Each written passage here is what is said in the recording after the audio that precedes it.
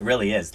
So, yeah, enjoy, hang for a few minutes as we wait for people to come on. And, as always, we like to chit chat a little bit. And usually it's about a little bit about football. It's kind of fun. So we got some football fans here. Marcus, it is going to be an epic Super Bowl, my friend. I agree. I mean, what a story, David and Goliath right there, right? Well, the whole entire playoff, I mean, all the way down the last 8 games were the absolute best games I've ever seen. I know for you, your Raiders losing was a heartbreak, but all in all, it was the best playoffs I've ever seen. You know what? And I'm okay with that because guess what? The team that beat them is in the Super Bowl. So, Yep. and it came down to the last play, to be honest. Yes, it So it did. just shows the direction of where my organization's going, and they just hired a new coach and, new GM, new defensive coordinator. It's pretty exciting. Well, you look at the whole entire playoffs, every game was decided by basically a field goal. I mean, it all came down to the last play in every game. Very Every game, yeah, equally matched teams all the way through. it's been epic. Probably one of the best seasons I've ever witnessed in my almost 40 years of existence. Yes, I So who will you be. betting on for the final game? You know Who's your what? money on? Nobody. I'm gonna have some fun. I'm not. I like players on both sides. I kind of want the underdog, which would be the Bengals, to go. I got a couple Yeah. buddies, but I also got some buddies on the Rams side, right? But yeah, it'll just be a good. It'll be a fun Rams game. by Rams by 3 touchdowns. Marcus, book it. Yeah, no, I just don't think so. I think no I one. think you're crazy there. Yeah, I don't think anyone gives Borrow the chance. But Borrow's Yeah. just showed, how mature he is for a second year QB. I mean, and he proved it in college too. He was just remarkable. Yeah, I don't think Burrow's offensive line is going to be able to hold up for him. Yeah, they have been Will every be other a big game. factor. It'll be fun no matter what. I'll be eating a lot of delicious food and hanging out, enjoying it. And then, yeah, and then next week, I think February 17th, I turned the big 4-0. So another milestone. All right, everybody, we're just getting started here. Hey, Leon, how's good to see you? Some new faces, some old faces. When I say old, I don't mean like old. I mean, you know what I mean. Come on now. Leon has been on I every hope so. I mastermind. hope so. Hey, I think with age comes wisdom, and I can't. You know what? My dad has white hair, and it suits him. It suits you perfectly. Beautiful. Leon, how you doing? Jeannie, I gotta ask this. I see your background. Is that the Blue Angels behind you? Yeah, I'm in Annapolis. We Okay. grow them here. Okay, I was kind of wondering. It's cool. Mine grow bigger, as you can see behind me. Actually have two of our sponsor mids that got their wings this year, so they'll be going to Pensacola for flight school. You'll love this. My son is now flying the same airplanes I was on, and they did him. My two oldest sons are commissioned. One's a pilot, one's a nav. So my son is the oldest one, flies the one behind me. He's on his way home from Germany this morning, and the other one's in down in Tucson. But I used to go out and haul the Thunderbirds around the support teams and stuff. So every now and then the Blue Angels would like shell out an engine or something, and they've got their airplane called Fat Albert that they take around, and we would drop around and go pick up engines and stuff and bring it into them. So That's the every now C-130. I think that's been Fat Albert's been grounded for a little bit. He's having some issues. yeah, but I mean, for what they do with that airplane, it's really different. And then Yeah. my second oldest son is doing 130s in Davis Mountain, and then the one behind me is a C-17. Well, thank you all for your service. My husband's a captain in cyber and intel, so reserve. Leon, I almost went that direction. I went to the Air Force preparatory school out of high school in Colorado Springs. And then, I decided to go to another college. I was calling people during boot camp, like snuck a cell phone in at the time, and I was like, listening to all their stories of freshman year in college. I'm like, no, I'm leaving. And then it just so happened that 9/11 happened, and then I was like, oh, confirmation, I'm going. But it was almost a choice to fly jets. You look like a pilot, Marcus. Maverick, Top Gun. Yeah. All right, guys. Well, welcome to the Mastermind. We always hang out for the first few minutes and just, hang and talk. But now it's time to talk about StreetText. And really, this is your time to share wins. In the beginning, we like to just open up the floor for everybody to, kind of say, hey, my ad's crushing it, or, I've got a new follow-up, or I got a listing, or I got an appointment. Whatever it is, it could be a win on an email that you just got a response to, or a text message, or changing up some of your automation. It really doesn't have to be any huge win. It could be a small win. It could be a revelation you had with StreetText. Go ahead and unmute yourself and share. And I will call on people if I don't hear anything.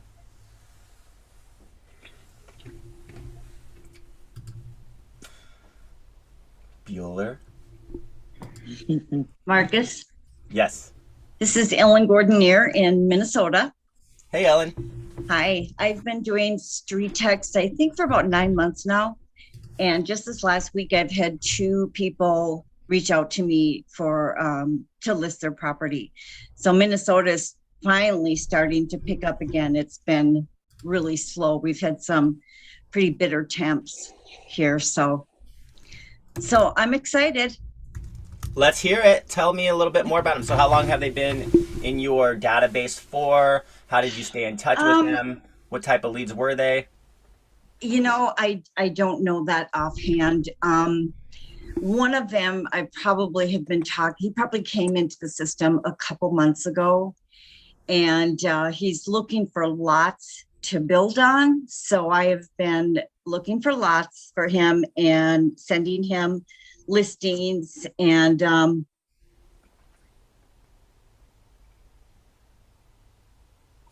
sorry, I muted myself there. He texted me yesterday and said, I'm really interested in those lots. I want you to come and list my turnkey ready house. So, yay. Yay. I love it. Yeah. What part of Minnesota are you in, Ellen? I am north of the Twin Cities in Princeton. We live on a lake, and of course, everything is frozen. Marcus, this is Adrian. I have my first success story. I've been with StreetText over 1.5 years, and I got a buyer lead that in all caps told me to go fly a kite a while ago. And I said, well, I have this website that's updated every 10 minutes. You can go and search for properties there if you care to. And they came back to me this week and said, we do need help. So can you please help us find the right property? So, wow. Yay! And they told you to fly the kite in the beginning. Yeah, but like in all caps, like, don't bother me. See. So this was really cool. And it ended up being a wonderful family. We clicked it off like in the first 5 minutes. And so we're moving forward. So I'm very happy. I just think the message here is stay put, stay consistent, touch, touch, touch, touch. I did have some help from Leon a few months ago, who sort of coached me in the right direction. Jennifer also. So, I'm slowly getting there, but it does work. So wow. the humor in that, when they say go fly a kite, I ask, well, do you know where the best winds are? But, and, you kick it back because you never know what kind of day they're having, good or bad. Yep. Right. So one of the things I do is like I said, I'll put them in the home bot. That has been such a good feed for me, and go with that. But after I've seen, I think Travis Thom is really a well-known guy in the even lab coat agents and all that. Another day when I said what I did about the 19 touches, you just gave more validation to that. You got to stick with it.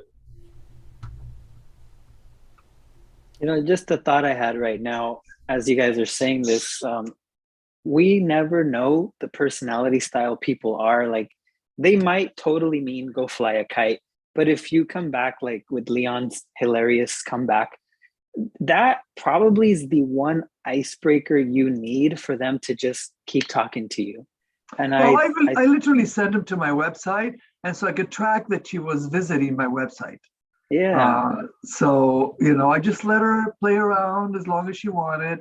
And then she approached me saying, I've done the research, but I am unable to find what I need. Can you help me? So it was just, letting her know that there's some resource out there for free that she could use instead of, sort of like biting back to her comment.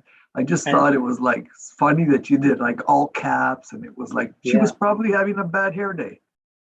And I mean, it goes to show you like we can't go negative or give up on people. It's like the best thing you can do is just keep responding positively. And like you did, show them, not tell them, show them that you're there to help, that you really are there to help her get the info she needs. Hey guys, I have another win I'd like to share. I use AM cards, which is kind of like a send out cards, only better in my opinion. And there's a card that says with the Shih Tzu on it that says, I will sell your home for top dollar, whatever. And on the inside, it says, I Shih Tzu not. So I had one of my StreetText leads email me, and they said, you win with the Shih Tzu card. And they said, when we're ready to list, you're the one. Humor goes a long ways. Love it. Everybody wants to laugh. Everybody's attracted to laughing. Yeah, for sure. Yeah. Where One did thing that I'll card say come about from? that's so incredibly important is that you got to know yourself first and foremost, right? I mean, you have to come from that base. If you have that in you that little bit of humor and stuff like that, those are the people that you're looking for as well. Yep, the people who exactly. are going to mirror that same emotion. So you're going to find some people that you send that to who go, that's not very professional or whatever. Great. See you later. Those aren't the people that we're going to deal with well anyways. So I think that absolutely double down on your own, humor level, your own everything, and you're going to find the right people. And it just makes the industry, the business that we're doing so much better when we're working with the people that we like to work with. Right? Oh, I agree. Good job on that. That sounds funny. Thank you. If I may, I want to share just an old memory. When I used to coach for Mike Ferry, we'd be around him in the meetings, and he would carry around these joke books, and he would just read jokes like one after the other. He'd sit there laughing by himself, and it's like, what are you laughing at? He's like, these damn jokes, they're hilarious. Like, why do you read jokes, Mike? This is Mike Ferry, okay? He's like, because I'm not funny. And if you've ever watched him on stage, he's hilarious. Like, he's funny. And I think that sometimes if we I don't think I've ever been a funny person like naturally, but ever since then, I just I look up jokes. I ask people like, hey, what jokes do you have? Eventually you just you have this ammunition, this artillery of just funny stuff, and you start making up your own stuff. And it's such a simple, small thing, but it goes such a long ways because I think naturally everybody wants to laugh. We all want to have fun, have a good time. Even if you're pissed off and somebody says something funny, it just snaps you right out of it, So great stories, great wins. Okay, I have one last thing and then I'll shut up. Since we're talking about funny, on my business page and Instagram, every Friday I post a funny meme and I call it Friday Funny. Just to get the sense of humor out there. Exactly. Easy to do. And that's something we were talking about on yesterday's webinar is, if you're not posting much, you're just leaving a blank canvas for people to judge you on whatever they can find, whether it's just your profile picture or whatever. But throwing out those Friday funnies gives them a lot of great, funny, fun stuff to think more about, and associate with you. So that's good stuff. I love it. I've got something really quick, something that actually happened this morning. Yesterday, I started running the buyer's ad. Did 3, and I included the link. I did the one where I included the link to my website so they could search, and the ad was everything for sale under $1 million in Summit County, basically Park City. And I got an email this morning from an agent in my office. She said, nice ad. It's really slick. And your follow-up is great. That's awesome. I wasn't going to tell her what I'm using because then, we're going to be doing the same thing in the same city. I love that, Lori. And those Really like buyer it. ads are awesome.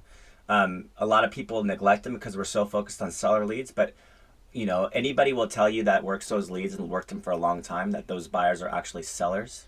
Yes. And so you're forgetting to ask those questions, because the top of funnel, interruption-based marketing, that style of tool is the earliest to that life cycle as possible. Those people weren't even thinking about it, but you caught their eye. They want to purchase something, but obviously most of the time they have to sell the asset they're in, the home they're in. Yeah. And Success story for you, Marcus, on that right now. The campaign that we're running, the one we're running on, are you tired of overused rooms and underused steps, or overused steps and underused rooms for people downsizing? We've got one that came in on a buyer lead. They are buying at probably $400,000 to $500,000. They're selling at $600,000. They're in the process of getting final approval from our lender right now to find out if they have to sell prior to buying, so they know what they're going. And you are absolutely correct. They started out looking for ranch style homes, and then we found out they had a home to sell, and that home is literally 1.5 miles from our house, and it's at $600,000, which is almost twice our market average. Our market average now is about $360,000. Actually, I'm going to add that question to my funnel that goes out to these buyers. I'm going to add that question: do you need to sell? Because that's really important. Well, Yes, and that might be a little bit later down in the automation. You may not want to start with that, but what I will tell you, what I will tell you do is that in the listing presentation. Yeah, I was gonna say the same thing. Do not ask those questions immediately. Sorry, No, Marcus. not But immediately. yeah, I think buyer ads. Oh my God, Marcus, I could go on and on about buyer ads where you see buyer ads, but you do a buy sell. It has worked phenomenal for me, and that's what that's it. It's the low hanging fruits. When you just keep your ad very simple and let them come in. They share their email and their phone numbers with you, and keep it simple, and then when they come in, there's a lot more that you can do after that. Yeah, absolutely. Also, I'm tracking, once they come in after about five minutes or so, I'll go in and see if they've actually opened the email that was sent out, through the funnel. And if they haven't opened it, I send the same email from Mike, he's from Lori at Gmail. I send it through there, and then I use BombBomb for the email tracking to see when they open it. Brilliant. And I can foresee a what's your home really worth style of funnel automation later in that sequence, because you're giving them something of value, the list that they're looking for, and then later you're kind of helping them. By the way, if you're looking for a complimentary home value, we can give you that service for free as well.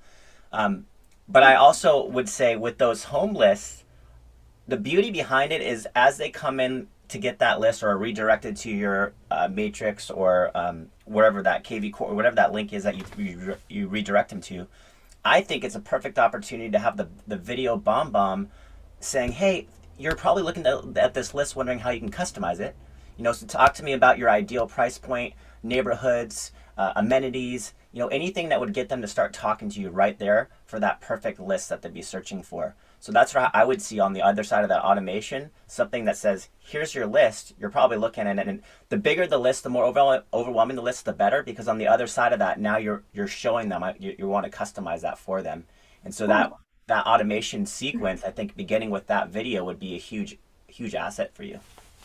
Also, another thing that we do, Marcus, is, if you guys have ISAs here, our ISAs sets them up on a safe search. So you're not constantly in their face, but you're sending them properties. In the back end, you can see whatever CRM you have. In the back end, you can hopefully possibly see who's opening up your emails. And I just posted about open rates and replies we get. So that works great because we had 45 replies and 15 replies in the past 2 months. And those are the people that we're focusing on in, getting more business. So again, it all starts with, and we track our numbers. It's so important to track those numbers. It all starts with StreetText buyer ads. And, another thing about, I think, Lori, you were talking about, where do I go with, you were saying that, send them out that CMA. If and when I know, and Jeff can agree with me on this, and so can Leon, if and when you know that they have a home to sell, I don't bother them immediately about that.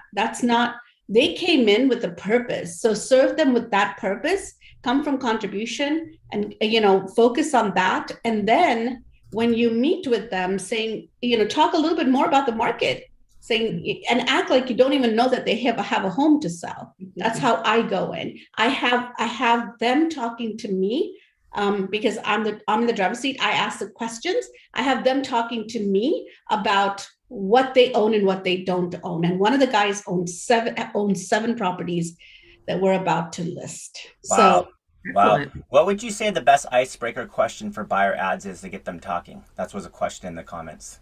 Oh, okay. Well, Leon, Jeff, icebreaker question. My ISAs just go right back in and say, hey, thank you. We don't ask them any questions. We don't say anything to them, but we come up and say, hey, thank you for visiting our website. I see that you liked 123 Main Street, or you really interested in this particular property. Tell me a little bit about what piqued your interest in this property.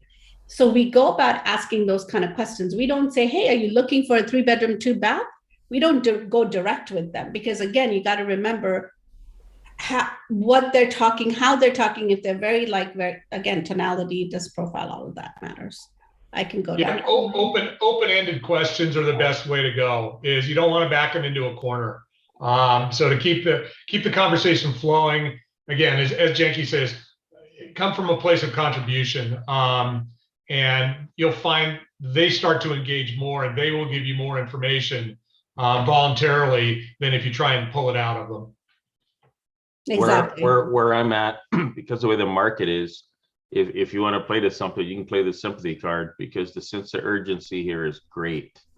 And when you're talking with them, you're generally just checking to see how long they've been looking, and you sympathize about the market, and you're sitting there seeing, more or less runabouts if they've had a chance to talk to a lender yet and stuff like that. And then once you listen to them and hear them out, a lot of times when they hit my site, I take and just send them the information. So I just take the listing out of my app, and it's twofold purpose. We've got HomeSpotter and HomeSnap. So I will send the information that they were looking at out of my app, because once they get that, I want them searching out of my app. I'm always trying to get them away from Zillow, because too many times these guys are going to open houses or whatever, getting picked off. So the bottom line is just trying to establish a common bond, playing on the sympathy, and letting them know that you're going to be able to help them get what they want and deliver. It's a working interview. And a lot of people ask for off-market properties. That's a great conversation to dive into. Off-market properties. We know that there are not any off-market properties because our sellers want to go on the market. But how do you turn it around and entice them to say, hey, we do have off-market properties, which is true. We do. Some sellers don't want to go on the market, and we can sell it to our buyers if that's an option. It depends on what our sellers say. So there's a script for that as well. But I think it's very important to come from an angle of contribution and not just direct bombard them unless they are direct. How many homes do you have in the market? Or any kind of direct questions they ask? Oh, what's the market like? If they start that conversation, dive in, all open arms, go for it, and talk about the market. But you've got to gauge their tonality, and you got to gauge them first before you dive into it. Backing up a few steps though, one of the things I do, all buyers coming in, I go into the database and I look to see if they own a house. I don't usually even bother to ask them. We don't always use all our tools wisely, I put it. So for your resources, like I just go in the MLS, I take their name, I try to find what I can. If they own a property, I'll go that's them.com, anywho, whatever. But if they're a seller, I wind up sneaking them into HomeBot. I let HomeBot do its job. So they're already starting to get those things, and I'm creating the engagement, and I'm already starting to give them something of value without asking. So when it comes time for them to say, hey, we need to sell our house or whatever, I'm already way ahead of the conversation.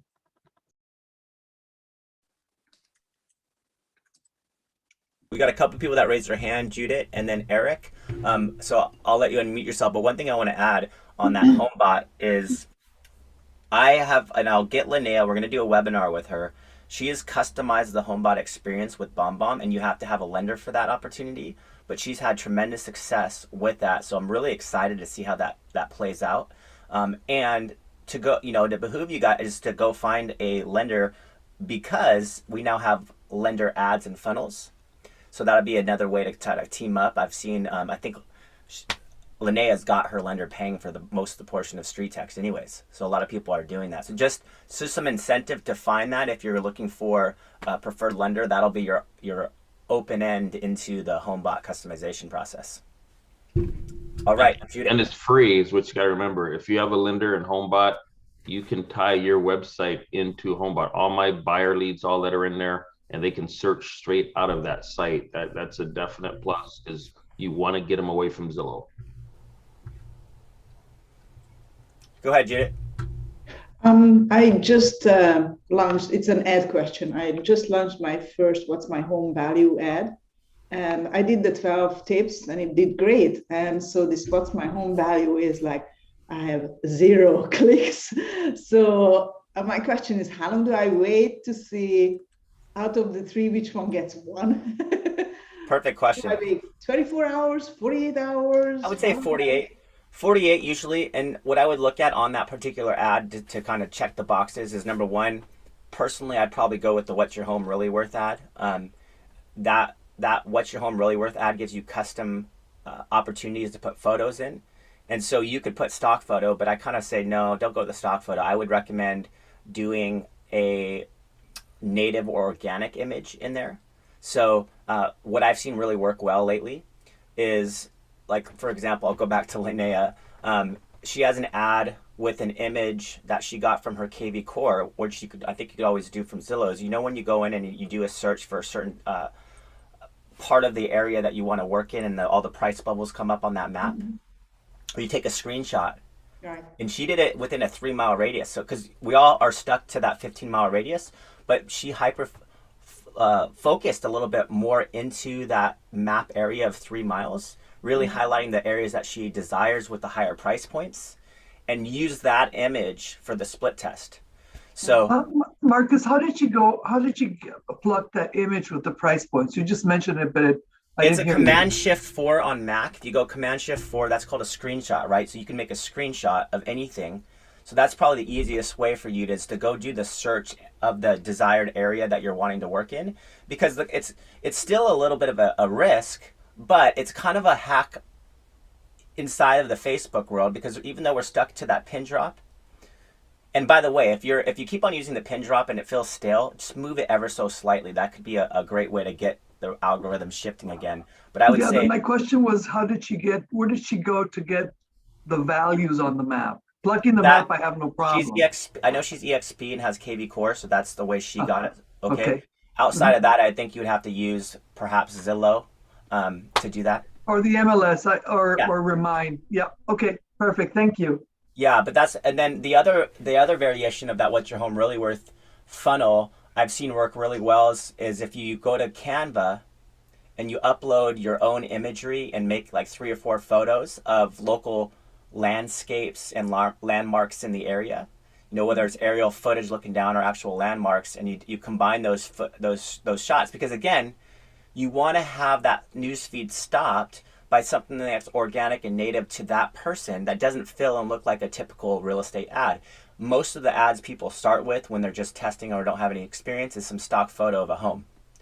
That's obvious, a real estate ad, right? We don't want it to be obvious. We actually want it to be something that like really drawn into, that they wouldn't even think twice about clicking on.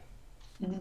Cool. Yeah, and Judith, I just checked out your ad, and that would be the case with you. So you used an image that was very stocky real estate looking, that was like a collage of homes. So using an image like Marcus was just talking about, where if I'm local and I'm scrolling through my feed, I all of a sudden I'm like, hey, that looks where I live. Like I slow my scroll long enough to read the copy.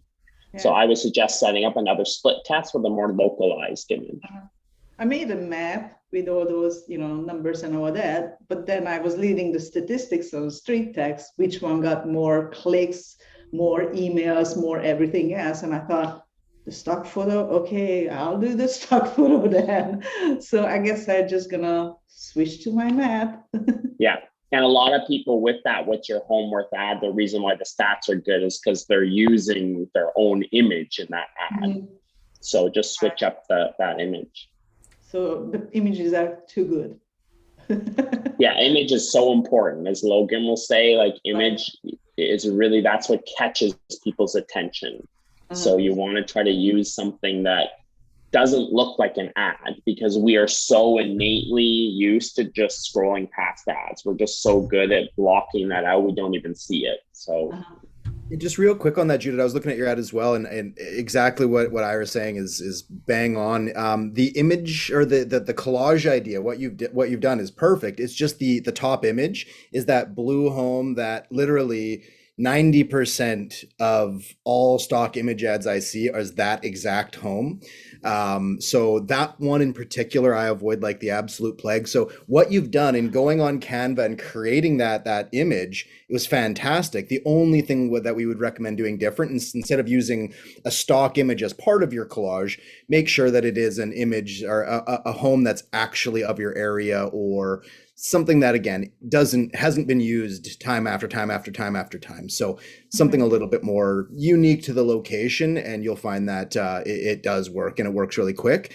And then the other thing, and this is something that I've been using as my analogy lately for the 3-ad split test, and I think I said it last week, but I'll double down on this because I think this is a good analogy to kind of help you guys decide when to turn ads off and things like that. And again, forgive the Canadianness of this. I'll use hockey as my analogy, of course, but I'm looking at this as you're trying to find the next superstar. We'll put it that way. You've got one spot left on your team, and you've got 3 players all competing for that final space. Now, are you going to wait until the very last day to make all of your cuts? Not necessarily. It might take 48 hours. It might take 72 hours before you're ready to choose the winner, so to speak. But if, let's say, for instance, all 3 kids hit the ice at the same time and the first one falls flat on his face, the other one starts doing circles and the other one's already scoring goals. Well, I don't necessarily know which one's going to make the team, but I know which one's not going to make the team. And to put that into, normal terms for you, let's say, for instance, you've spent $5 on each of your 3 ads.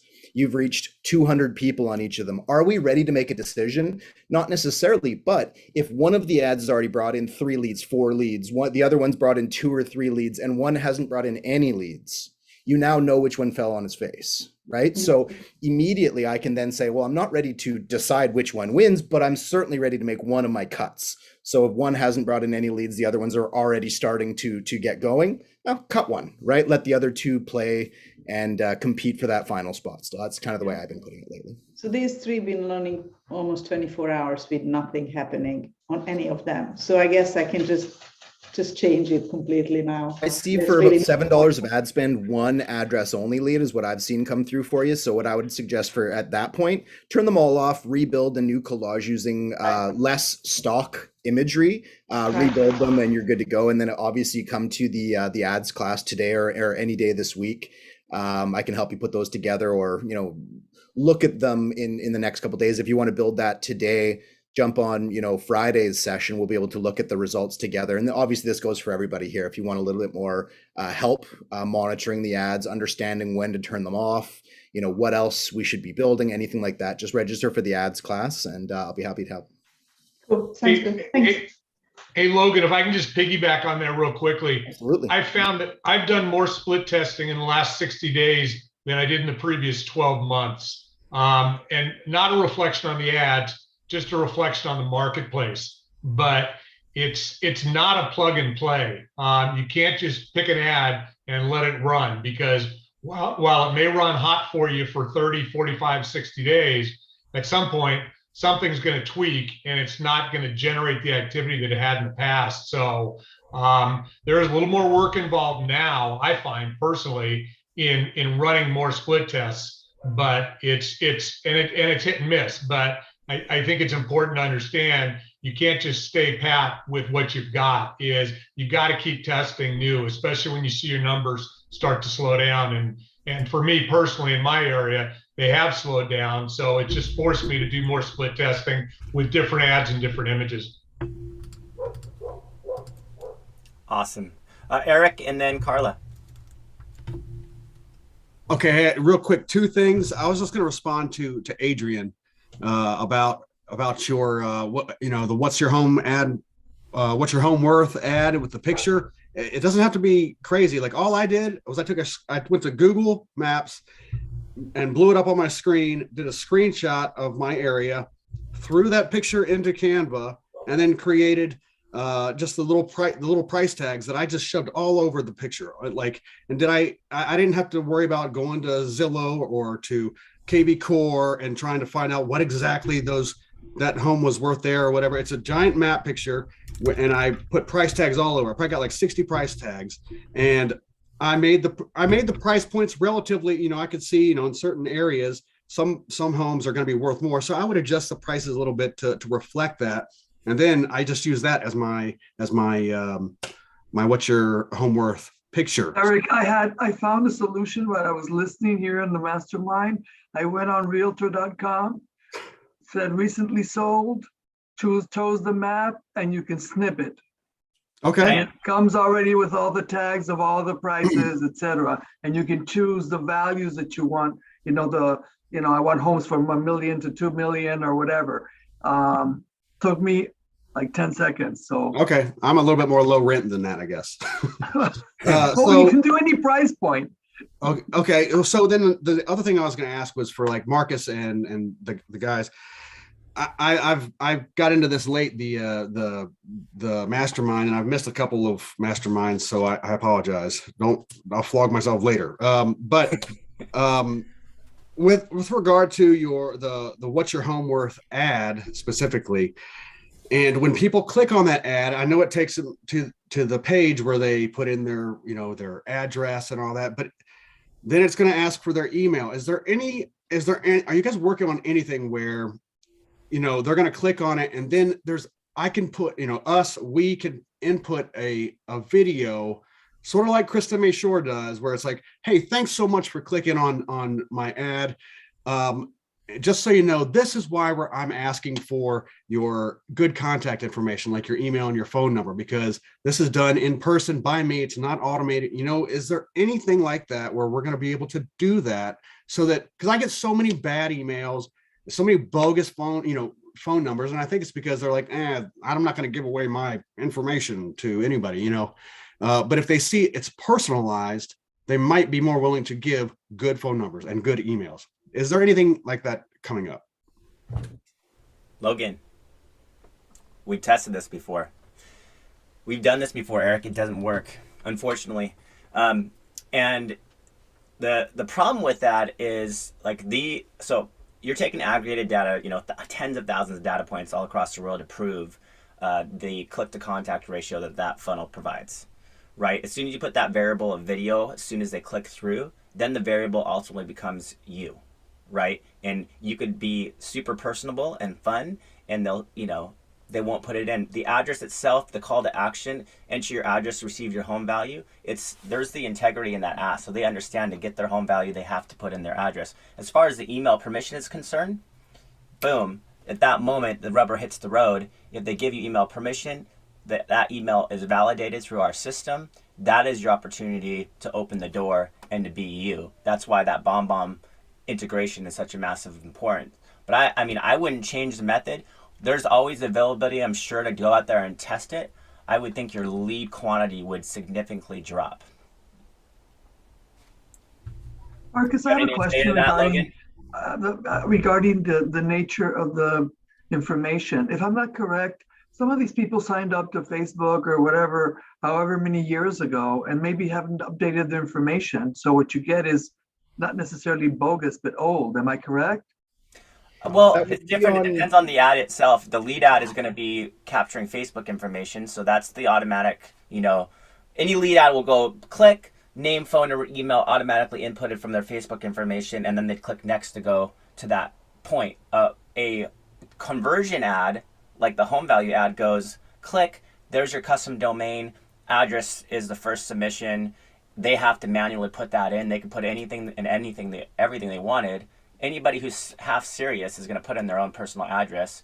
The only exception would be maybe a renter and or buyer of a property, or anybody, right? So Logan, talk about kind of piggybacking off Eric was just saying, why not put the video there in the beginning? That was something that I really pushed for. What was that, 2017? I want to say. Things have definitely changed, so it might be worth another attempt here moving forward. But definitely, what we saw was our click rate remained as high as it ever was, obviously, because coming from Facebook onto the landing page, our click rates were good. But the click to contact rate plummeted from right around our 60% expectation to 20 to 30%. And that, again, like Marcus was saying, people were coming in and we had the opposite impact as we were hoping for. My desire, my hope was, as I'm sure yours is on that one, Eric, is when people come in, they see you, they meet you, they like you, and then they choose to leave the information. But at that point, they hadn't been hooked yet. So what we found is a lot of people came in, they didn't get everything that they were hoping for in that video. And so then they bailed there. You pay for the click and then you don't get the information. So we've been finding since then, obviously less is more at the beginning. They've already clicked. They're going to leave you something most likely. 60% of the time we're going to get at least that address. And we want to make sure that if we paid for the click, that we're getting something for it. And then having the ability to introduce ourselves through video follow-up, because even if that first video follow-up doesn't necessarily work, well, I've got more opportunities down the road because I've got their information. I can continuously drip on them until they warm up. And as we've heard, a couple times already on this call, not always, in fact, very rarely do people get our first level of communication and are ready to go. That's just not how it's going to work. So I want to make sure that I get their information and then I get those 8 to 12 touches, or as Leon was saying now, it's considerably more, right? And that's fine. It's just a matter of bringing them in and continuously dripping on them until they warm up. With all that said, it's definitely something that while we've got a lot of cool features that we're currently working on, our dev teams is, got a lot on their plates currently, of course. It's something that we could look at maybe testing again somewhere down the road. I definitely wouldn't be able to say we have an ETA on anything, but certainly something that we could consider testing again. However, in the past, we haven't seen the best results by adding that video before the submission. That makes sense? Eric's really disappointed. No, I've got somebody at my front door. I got to go get it real quick. I want to make a comment. I'll make it when I get back to you, Logan. Please do. Carla and then Emily. Hi, this is Carla, and I'm out here in Los Angeles. I am new to StreetText. I started in September of 2021, and I started running seller ads, and it was getting kind of expensive, and I was just getting address onlys and some emails. So what I started doing was running, like Janky says, is buyer ads. But what I'm doing now is I don't have any listings right now. So I call listing agents and ask them, hey, do you want me to run an ad for your new listing or your coming soon listing, but I have to wait for it to go active on that day and run the ad on that actual day. And I'll take a picture of the inside of the house, run a buyer's ad at $6, do a split test, and I've gotten fantastic results. I got an ad running, and here in LA, it's expensive. So I went out only 15 miles because I live in the San Gabriel Valley, and I kind of want to keep the people that are looking here. Maybe I'll go out more later, but I got 25 leads at $250 a lead. So that's pretty awesome. Good. Yeah, that's really awesome. And I do get phone numbers. I'm sending video texts. I'm following up. If it's too late, I don't follow up till the next day. And I send a video text and just say, hey, you clicked on my ad. I want to make sure you got the information. And I also put them on an automatic auto search. So then they're getting homes in that area, and then I can modify it when I talk to them. And sometimes I don't even look at the list, but it's working out for me. So I'll say the property listing ads are absolutely fantastic. It's speaking to the people who are eagerly looking to make a move. A lot of these individuals have already been out searching for properties. They've heard from other friends and family members how difficult it can be to secure a property, offering 25% above ask and still not getting the property, on and on and on and on. And I'll quickly say, for myself, when I was brand new in real estate, and I would assume most of you guys were the same, before you got your first listing, we start working with buyers. And where do you find buyers? At open houses. I got got my first listing ever from somebody walking through an open house. It just happened to be a neighbor who was peeking through the open house. They were interested. I asked the right questions and I got a listing out of it, which was fantastic.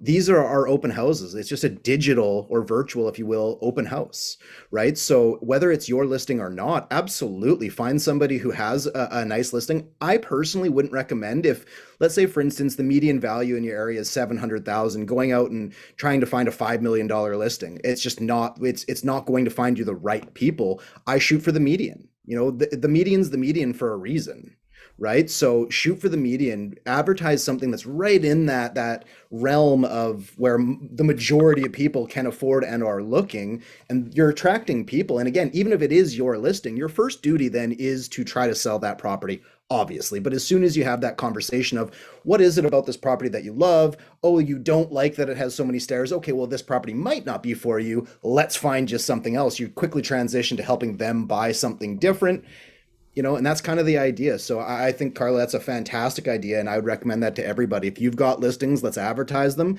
If not, find somebody within your, you know, sphere that you can list their properties, or put not list their properties, put their properties up on. Very few agents, if any, are going to say, no, please don't advertise my listings. That's just not going to happen. Also, have you considered something like new construction? That has worked phenomenal for us. New construction, we do a newsletter out or something about new construction, and we send it out to our database. We have so many people that reply to us, and we just connect with them. And after that, we, you know, convert and, you know, do our thing. But those have worked like a charm as well. So new construction, you know, put it out there, put it in your database, send out, don't give them information about the new construction as much. We kind of say the location of the new construction. Are you looking for a new construction? Always put, you know, your call to action, and then send it out and watch what happens. That has worked great for us too. Love it. Love it. We got Emily and then Jackie. Go ahead. Okay, so I've been now with StreetText for almost 2 months, and I have not had the best luck as far as the leads converting. And I spoke with Jennifer last night, actually, and was like, I think it's a lot of buyer ads are coming in, but they're not even clicking on the link to go to my website. They're not returning my calls. They're opting out of my text messages. She's like, just because you're getting a lot of leads doesn't mean it's a good ad. So just dump it. And then so I did an ad, and I've done seller ads too. I've done the landmarks.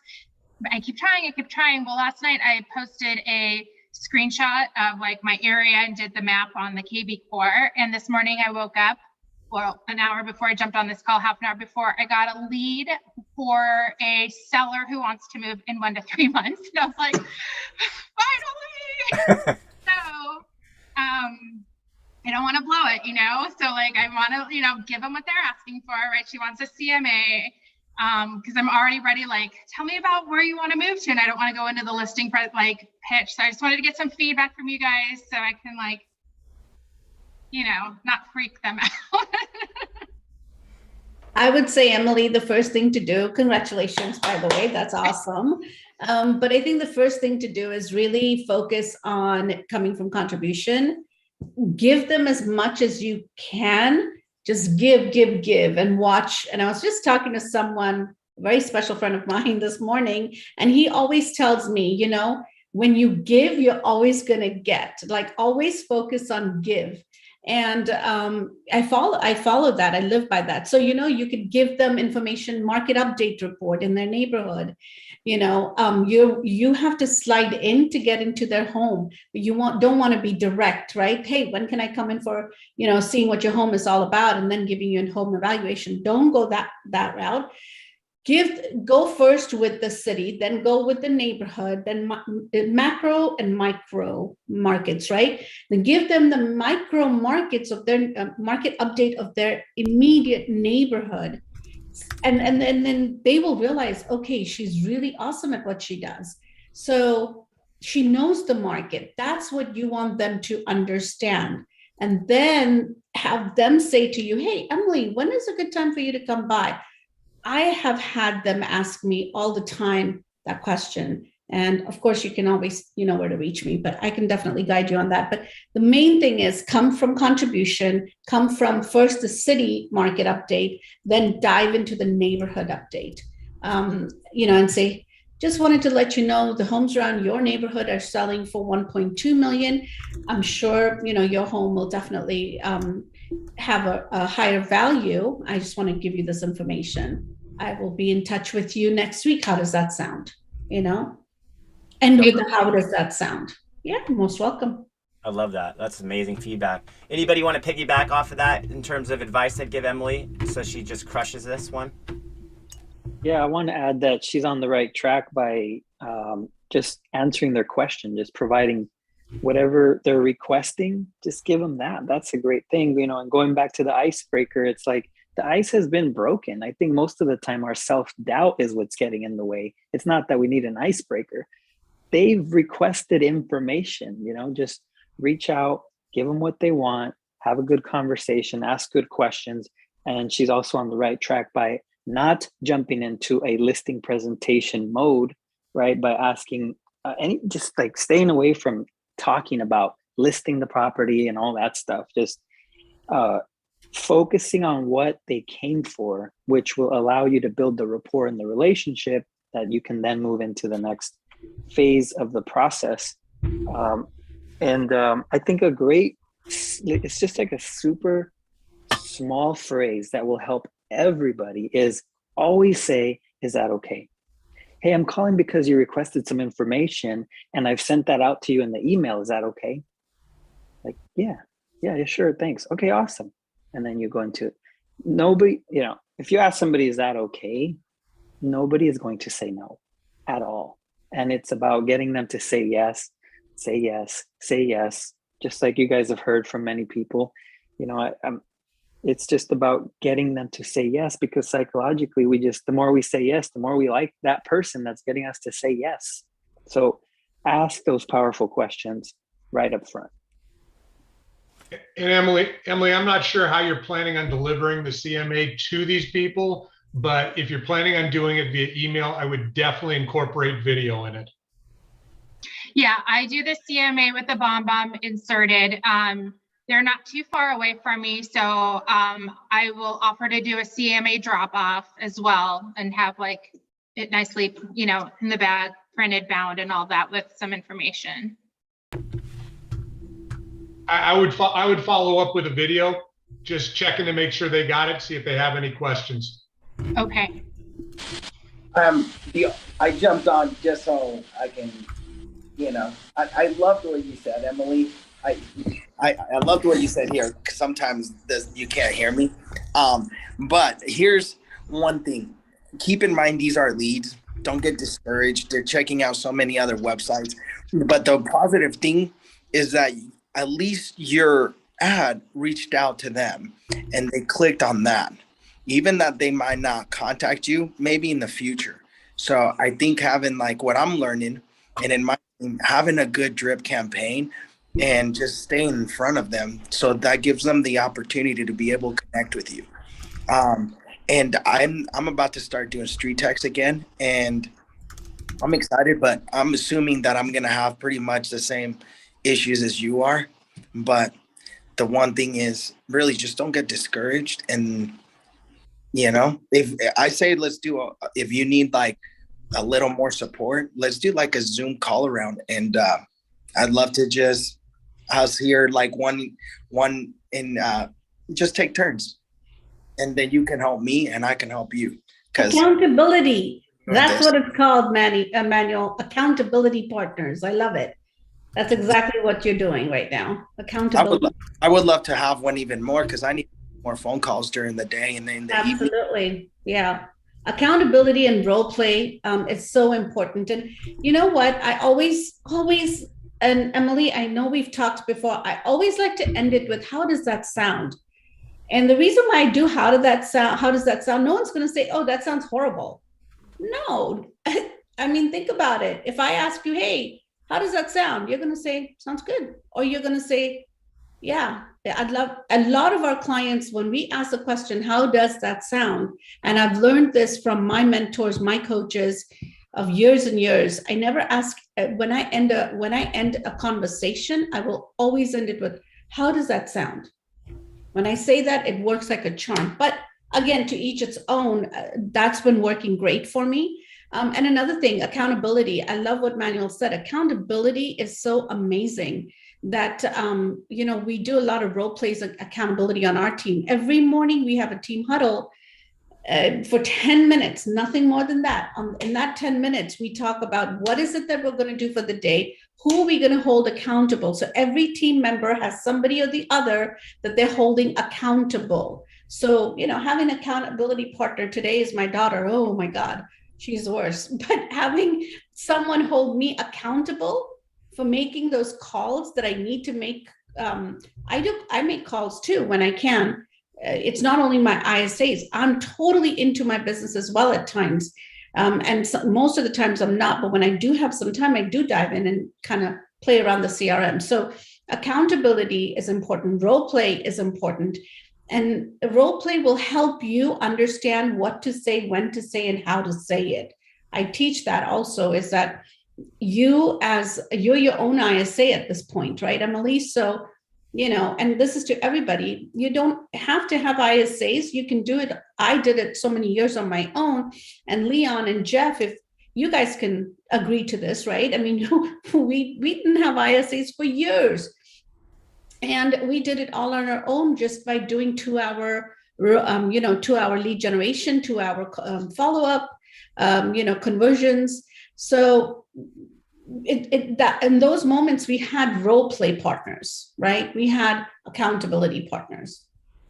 That's, and you can choose anyone from here, partner up and, make it like a once a week or twice a week, 10 minutes, 10 minutes of each other's time, and focus on a script and then dive into it.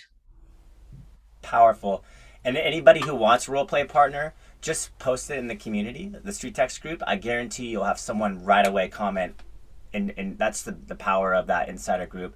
I see Kim and Linnea do it all the time. They literally get on a Zoom call, mute themselves, and they start calling. Like that's their accountability. They're seeing each other on each other's phone because it's holding them accountable to that time of calling. And then there's groups too that you can join where you get accountability. Kim runs the Skin in the Game group, and Jakey's got her thing. Gabrielle is here, and he's got role play classes as well that he does. So there's lots of opportunities to connect with people. So yeah, that's awesome. Jackie, and then real quickly, go ahead. Marcus, real quickly with Emily, jump onto our page. I can certainly do role play with you for this one for sure. Okay, thank you. You're welcome. Go ahead, Jackie. Emily, congratulations. That's awesome. And it's hard not to be zealous, isn't it? When you get something, it's hard not to go, yay, I want to talk to you now. Good job for holding back. Question, has anybody taken a sold listing and ran an ad as far as, hey, this one just sold, do you want to be next? Get your value here or whatever. Has anybody ever done anything like that? I have. Yes. Yeah. I've not How did that go? That went phenomenal. We didn't only run the ad. So you see what we did is we did a 5-prong approach to them. We ran the ad, but we also did circle prospecting in that neighborhood. We sent out newsletters, or we sent out piece of postcards, right? We just sold. Who do you know that wants to live in your neighborhood? We did buyer letters. Hey, we have a buyer that's looking in this area. Who do you know that's looking to sell? And lastly, we made another phone call. So we did a 5-prong approach. Excellent. Thank you. You're welcome. That's great. Lori. So when we were talking a while ago about the address onlys and, phone numbers and stuff like that, I just wanted to share an app with everybody. You guys might know about it already, but it's called Forewarn, and it's like $20 a month.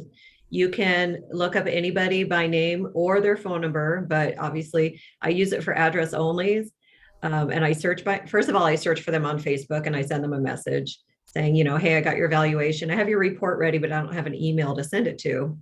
Most of the time they don't even open those PMs on Facebook. So I use Forewarn, and I get their cell number. And I just send them a text. Hey, thanks for your request for home valuation. I have your report ready, but I don't have any address to send it to, email. And it gets their curiosity going just enough that they respond. They're like, how did you get my number? But at least it's a response, and then I say, well, I'm a very resourceful agent, blah, blah, blah. Anyway, back to your request, and it just gets the conversation going. They always want to know how I got their number. How do you handle the no calls, Lori? Pardon? How do you handle the do not call list? Oh, if they're, I don't call anybody that's on a do not call. Because I use the same app as you do, Forewarn. Sometimes I just use it because there are a lot of weird people asking for information sometimes, and that's how I got hooked on it. But yes, you can find their mobiles, and I do exactly what you said. But how do you handle when you do leave a voicemail or send a text or whatever? What if they're on the no call list? How do you handle that? I'll be honest, I don't always check the no call list.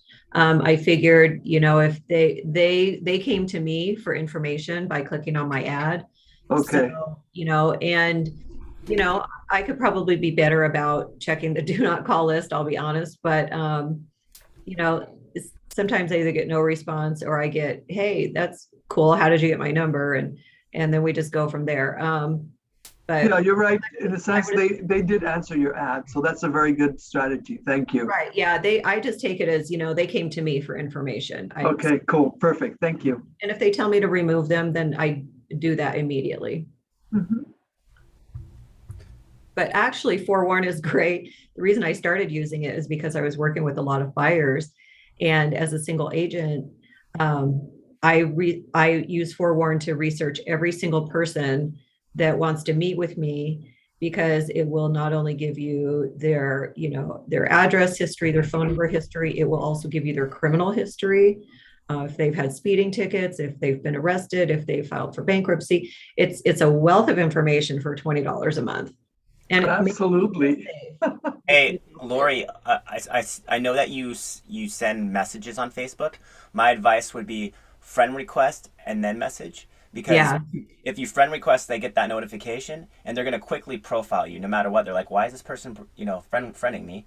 And so they're more likely to go to check that DM. And then you just never know if you have similar circles, right? And similar, friends. So yeah, that's I agree. just an idea I agree with that. Yeah. Okay, Rory, you have a question? I don't have a question. I just really wanted to kind of introduce myself. I've been watching these masterminds for the last month or so, and I've been having some success with what we're doing. And I just wanted to kind of share that. To give you a little context, I am a broker and a mortgage loan originator, and I am in the process of picking back up my recruiting to build out my brokerage. I'm in North San Diego County, so I'm in a fairly pricey market. I've had, I think I would want to say that I was glad to hear what Janky is doing with the buyer ads, because that's basically what I have been running. I got a little frustrated, and before my first phone call, before my first lab call with you guys, I ran this $1 million plus list, and I just built one list. That of all the $1 million plus lists, all the $1 million homes that are listed $1 million and over in North San Diego County. And I was amazed at the traffic that it generated. And I wound up with like 32 really solid leads. And instead of just finishing out what I do is I move them straight into my CRM drip, and the first thing they get is a video saying, here's what I'm doing. I'm setting you guys up with a feed, which is what Janky is doing. So I go in and build an account out for them in IDX Broker and start sending them, leads that are updated, whatever, if it's a change in status or a new lead or a sold or something that goes pending or a price reduction, they're getting it in their email. And now I'm doing that same thing with the downsize upgrade group. And the amazing thing on it now is I think I'm up to like 40 or 45 leads ranging from anywhere from $4 to $6. and with only one person has unsubscribed, and they're using it, and they open those lists and they go into my website, and they're starting to see those, and that's an amazing thing. And the other thing that I would say, that as what StreetText is doing for me as a broker, it's kind of filling out that one thing that I really didn't have that I could kind of share with someone that I'm trying to recruit. I mean, I've got a great lending platform, good website business. I'm really kind of geeky when it comes to technology, but I really didn't have consistent lead generation where I could count on some reliable numbers. So now I can get downsize upgrade leads for $4. Now I can take that to an agent and say, here's what I can do. Here's what I can show you. Let me show you how the traffic works and all that. So, and then I've also had a couple of ads that have been total flops too. I had one that was $100 with, I think, maybe one lead, or $50 with maybe one lead. So you do have to be it is kind of a hit and miss. I didn't really understand that before too. So now setting up with the two ads or the 3 ads to start up makes a big difference. I don't wait very long to call them. I don't want to be sending too much money. I'm kind of tight, but now I'm able to go to people and say, now here's what I can pay. Here's what these are costing. And pretty soon I'll be able to gauge quality, whether I'm able to convert 1 in 20, 1 in 40, whatever that is. So that's good. That's good. So that's what I wanted to share with you guys. Wow, that's incredible feedback in North San Diego, which is a very high and competitive area. Yeah, my median's over 8, or right at 8. I mean, and here's the thing, and you're right, spot on. For people like yourself, we spoke earlier with someone who was in, I think it was Rory and the LA area. For Jeff, if you're looking to maximize your ROI in terms of leads, no doubt, go with the buyer side, right? Because you can spend all the time on the road with the What's Your Home Really Worth one, but you'll naturally be spending $15, $20 plus, for a lead, where you can quadruple the lead flow with the buyer side and most likely have sellers within those buyers. Well, if I could get a buyer and do their loan, that's double ending for me, and that's legal here in California with proper disclosure. So I did a lot of that. That's great. Well done. Good stuff. All right, guys. Well, we're about 6 minutes past the hour. I just wanted to open this up to anybody that has anything else they'd like to add or share.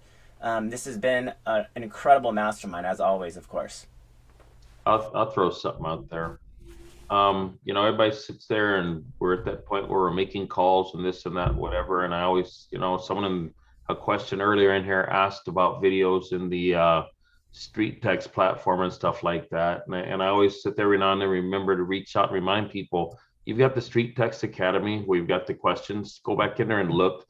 For those of you that are doing your platforms and had questions, they have things in there telling you and showing you how to set the stuff up. And the support's always been good. The other thing that surprised me a lot of times is when I ask people, have they checked their conversations in StreetText itself, and they look at, they just like, what? So take a minute. I go into HomeBot every day and check activity, but I also go into StreetText and I check my conversations, because if they're talking back to Julie or whatever, that's your chance to reach out. And when you're wondering why you're getting no response and this and that, half the time it might be because you're not responding to them. So when I go in there in the activity and I see a conversation and they responded, I'll shoot them a text. And you also have to remember that if you go in there and they've replied, they're not getting any more texts. So at that point, knowing that the text is going to get a higher open rate than the email, take a minute to go look and see. And it's so easy to go through that conversation. Marcus, can you pull one up and show that? It's easy to see who's responded to Julie or whatever you named it. And at that point, since they're not getting texts, that's where you got to go old school on your own and do it yourself. And, don't automate yourself out of a job, and don't automate yourself out of the leads, because the leads aren't responding because you're not responding to them. And I see a lot of times, like I say, people didn't realize the texts weren't running. And if you want to reach out to them, you've got the information, go do it. Yeah, I'll share. Let me go here, share my screen. So talking about this portion right here, Leon. So you'd go into Can you hear me? So you'd go into the conversations tab, and then anyone that has lit up in yellow has responded. So that's where you know to go in there and make sure you're responding. And if they haven't responded, so you can check to the right-hand side if they're getting it because it's yellow. But that shouldn't stop you on going in there and doing some of your own replies anyways. Maybe something you can say, unique, fun, personality-wise, could get them to start talking. So that's why you have that send an SMS option. It's not always waiting until your SMS automations work. It could always be like proactively you going in there and trying to start the conversation.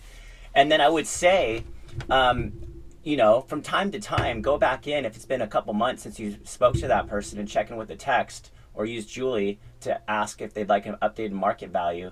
Obviously that changes all the time. So I would go back to the very bottom of my phone numbers and, have some fun with a text message that I could basically copy paste.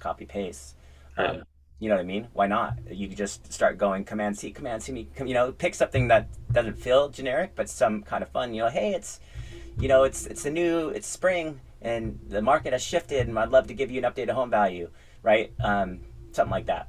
So one of the other things that I found this out the other day, because I was wondering, I go in and I update my data. They might not have put a phone number. I do that, and you're wondering why something didn't send out.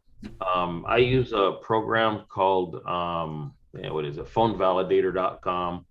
And the reason I use that is I'll take that phone number to find out if it's actually a cell phone or a landline, because you can be fooled sometimes. The voice over IPs, some of them will let you text to them. So you might be thinking your texts are going out, and they are, but they're not getting received on the other end because it's going to like a home phone or something like that. So definitely take a minute to go look in the conversations and run it out there. And that's where sometimes you can't be afraid to make the call. But you can take that phonevalidator.com, you can go check a number, see if it's a cell phone, see if it's a landline, see if it's a voice over IP, and that will also help you get more engagement rates. So that's my free nugget. I'll piggyback off of that, Leon. I think ultimately what I see a lot of people do is they leave their automations, including Julie, and their email generic. And my challenge to you is read it out loud. Whatever that ad that is you're running, read that first message out loud. IE updates. Would you say IE updates? Come on, you wouldn't. Be honest with yourself, you wouldn't. So start considering what's being sent out on your behalf and change it to your personality. Wendy did that. Linnea's done that. Like, read what's going out before you let it just automatically send, and then update it with your personality, including the way you would text, right? You wouldn't text IE updates. So just some ideas on there is, as you go edit funnel, check to see what's going to send out both as an email and as a text message, and start asking yourself, what would I actually want them to see there? What would I say there if they were getting automated text? And then you kind of change that to be the personality that you have, because that's everything. You're your brand. So just a thought there. Yeah, you want to provide the experience you want your prospects to have. If you want them to have a skeletal and basic, experience, well, then leave it as is. But if you want them to have a top-notch and experience which you can offer, well, make sure you customize that, personalize that, put your personality, put your humor into it, make it you. Because right now it's very skeletal, and we need you to put your personality into that so people can see the real you. Also subjectline.com. If you guys are updating inside your platform, go subjectline.com, another free 99. See what kind of deliverability rate you're going to get for your subject line, because they can't open what they're not getting. And if you catch it in a way that you've got a good subject line, it's not going to be in their spam filter, and you've now increased the odds of getting your email opened as well. Love those free 99 tools. Julia. Quick question, and it sounds like from what Leon just said that it can be changed, but how do you change Julie to a different name? Because with me being Julia, it's very confusing. Yes. So you would go to your ads, and then let's just say you're running the seller one, because on the seller one, they're always going to automatically change. It'd be different from ad to ad on the other ones. You'd have to go and change each ad. But on the seller, home value, any one of those, it'll automatically change Julie for everything you do. So you go to edit funnel. And then when you're inside of there, you'll just scroll down to where the text message portion of that funnel is. It's on the bottom on these ones. And instead of Julie, you just go in there and change it to, Emily or whatever you want it to call. Oh, okay. right? And you'll do that for all of them. There's about 4, 5, 4. Not all of them say Julie, by the way. So some you'll read which ones do and which ones don't, but that's how you'll start, and then it'll update for everything. Okay, great. Thank you. Yeah. Awesome. All right. Well, thanks, guys. It was an awesome mastermind. We appreciate you guys. Post anything inside the group that you want more information on. And it's always take one thing. Don't try to take everything. Take one thing that you're going to take action on today and do it. And if you want to do more than one thing, you know, this will be recorded and uploaded to YouTube. As always, a lot of us will go and watch it just to pull out some more gold because there was a lot in this meeting. And yeah, have an awesome day. Get some accountability, get some role play in there, and we'll see you next week. Don't forget, go Rams. That's right. It's going to be a good game. We'll see you soon. All right.